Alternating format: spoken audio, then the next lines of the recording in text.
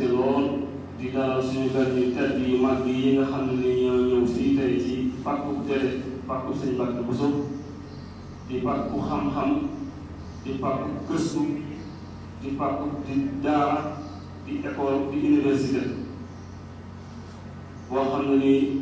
ku xam yoonu murid ak cosaan yi xam nga ne gële benn la ci daara yi nga xam ne ni moom la Sëñ Tuubaa sampoon ca waajaloon ko ay nit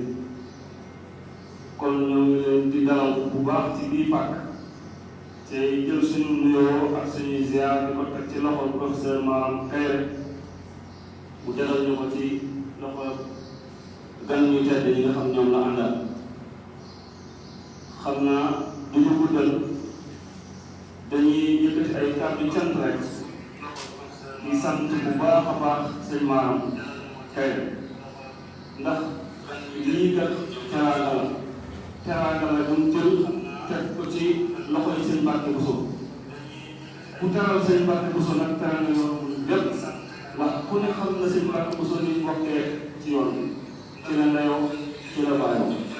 moom Sëñ Tuubaa ñoo bokk lépp ñoo bokk lépp ñoo bokk Sëñ Mor Anta Sali ñoo bokk Sëñ Buso kon ku teral Sëñ Mbàkke Buso teral nga yoon sëñ lépp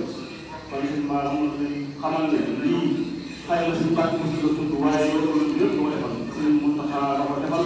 ak njabootu Sëñ Tuubaa lépp ko kon ñoo ngi leen di sant bu baax a baax dina dalal di gërëm bu baax ak di sant bu baax boole mbokk yi nga xam ne ñooy waa Lajna Ilmiya bi nga xam ne ñoo topp ci daayira Sunnatul Wusul fii ci Gare nga xam ne ñoom xam-xam rek moo leen ñor xam-xam rek la ñuy saytu ñi ngi fi gis ñi ngeen jàkkaarloo ak ñi fi toog ñëpp ñi si bëri lépp lu ñu war a xam fii ci xam-xam jàng na leen ko ci njàngum islam mu ak doog fee génne nag dem ci université yi ñii Maroc lañ génne ñii Arab Saoudi lañ génne Madinatu Munawwara ñii al Azharul Sharif fa lañ jóge ñii Soudan lañ jóge ak fu ne ci réew arab yi ñu dem foofu dolliwaat seen xam-xam kon ay universitaire la ñoom ñii ñëpp kon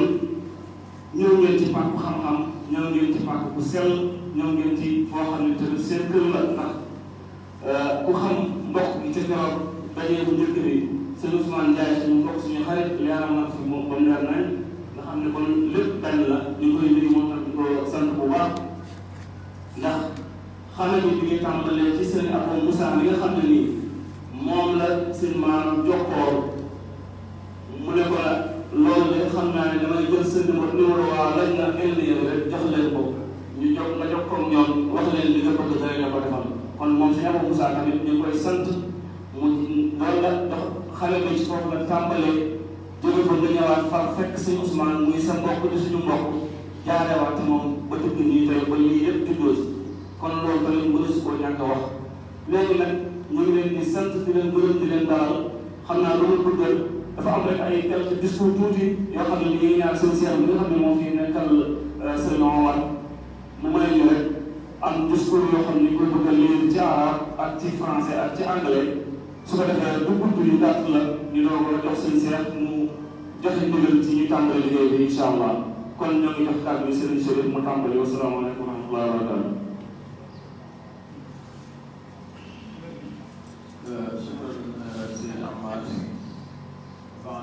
نقول لكم السلام عليكم ورحمة الله وبركاته. نحيي الإخوة الكرام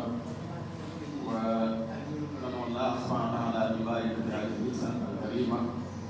التي من الجلسات التي يفرح بها الشيخ باقي القصر وكذلك السيد الكبير الشيخ العارف الشيخ أحمد بكر. وبعد كما قال نحيي الإخوة الكرام والمسؤولين من الجامعات العالمية والوكالة الفضائية الأمريكية المعروفة بناسا ونقول قد جئتم في أرض العلم والمعرفة والتجربة. هذه الأرض المباركة المعروفة بكده. ونقول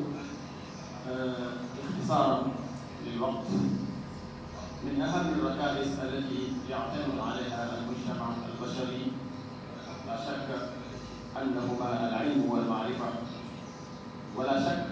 أن أمة ما إذا أرادت النهضة وتتحقق لها ذلك إلا عن طريق العلم والتجارب، وهذا مما اتفق عليه أصحاب العقول. لذا لكل أمة تاريخها ونهجتها منذ ظهور البشر على هذا الكوكب الفريد، والعلم لا يعرف الحدود ولا الحواجز. لذا نجد شيخنا أحمد بامبا رضي الله عنه يدعو إلى العلم في كتاباته وقصائده الكثيرة، ويقول في إحدى كتاباته: ومن نهاكم عن التعلم فنهيه إلى الضلال ينتمي، أو إلى نحو ذلك من المقالات. فوصف الذي يصدنا عن المعرفة بأنه حليف الشيطان مرة، ومرة أخرى وصفه بأنه مجرم أو فاسق. ولا شك أن الفوضى والجهل عاملان رئيسيان في تداعي الأمم وسقوطها. لذا الإسلام جعل معيار التفاضل يكون بالعلم والعمل، فيقول عليه الصلاة والسلام: طلب العلم فريضة على كل مسلم. والإسلام يحترم العلم والعلماء أينما كانوا ومهما اختلفت انتماءاتهم. لذا نجد الرسول صلى الله عليه وسلم جمع في جلسته بين سلمان وأبي بكر وبلال وأبي هريرة. ونجد الشيخ الحبيب يؤكد في كتابه مسالك الجنان ويقول: فليس يوجب سواد الجسم سفاهة الفتى وسوء الفهم. ويقول في بعض كتاباته: واعلم بأن ما تفاوت الوراء بالعلم والدين يكون مصدرا. وهذه الحقائق كلها جعلت الشيخ الخليل رضي الله عنه باستراتيجيته وحنكته وحكمته يوزع الأدوار لأتباعه الكثيرين. فوكل للشيخ عبد الرحمن نور مهمة تعليم القرآن الكريم، والشيخ إبراهيم الفاتح والشيخ بدر بوزو لمهمة تعليم العلم للأجيال القادمة. فكان الشيخ بدر بوزو وقف لهذه المهمة الكريمة. لذا نشر العلم والمعرفة بإشارة من الشيخ الخطيب. لذا أمره الشيخ الخطيب أن يقتطع هذه الفتحة الواسعة المباركة المعروفة بجنة لتحليل العلم والمعرفة وتطوير الأوقات والقيام بكتابة الرسائل والألفة وكتابة الفتاوى الشرعية. فقام بذلك الشيخ بدر بوزو أحسن قيام وأنجز على سبيل ذلك الشيء الكثير. وقبل ذلك كانت في الأزهر العام للمهمة نفسها وهي التعليم والتربية. ولهذه المدرسة المدرسة البدوية تاريخ حافل، حيث تخرج منها جمع غفير من العلماء والشخصيات داخل الطريقة وخارجها، جيلا بعد جيل إلى يومنا هذا. ما زالت المهمة مستمرة، وكل بيت من فروع العقيدة بيت علم ومدرسة لتعليم العلم والقرآن والعلوم الشرعية والعربية.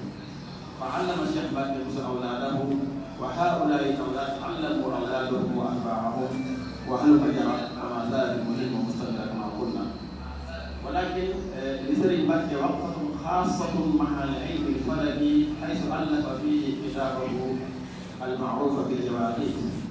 وأنجز فيه اكتشافات في علم الفلك، وأنجز فيه اكتشافات وتطويرات